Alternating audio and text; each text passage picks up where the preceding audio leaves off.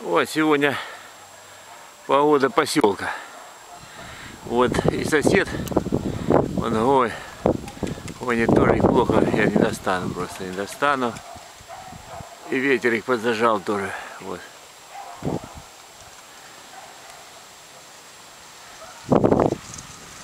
Это для тренировки хорошая погода, но и для съемок. Ну просто покажу, что поселок тренирует, гонит. Это сосед в городе, Славик.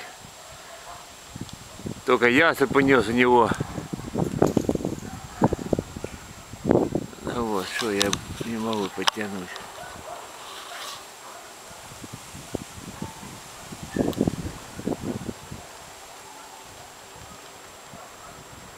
Четыре выше там. Тоже подзажал ветерок их. Ну, смысл снимать, что я сниму. Как такового полета нету. И он не поменяется.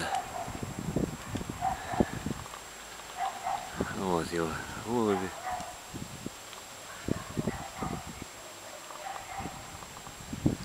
А тех задавило он ветром. Летают.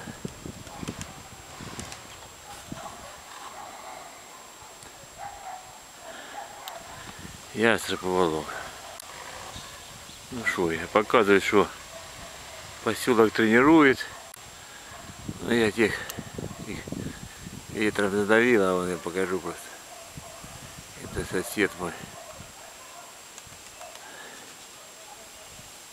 Вот такие.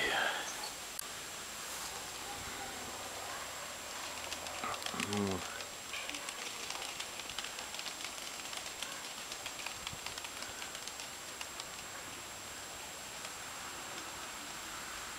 А тех где-то высота будет метров 300. Ястреб поднял их. Сложенные стоят, держат ветер. Голуби тоже с хвостами.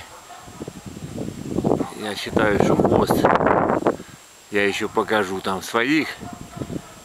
Что голубь с большим хвостом, это для него ветер, для него не помеха. Для него помеха, когда он забирается при ветре до 3-4 и скрывается. Вот это. А ветер любой, он сложится и голубь опустится и сядет. Уже проверено. Даже внизу при сильном ветре его стянет, он сложится и придет. Так что это все миф, что голубь большим хвостом уезжает. Это нет, он сложится и опустится. Кто знает, кто держит голубей обычных, знаешь, уже проверено, голубь сложится и вернется. А до 3 метров, когда он набирает большую высоту и прикрывается, вот это для них опаснее, чем ветер. Ну ладно, пока все.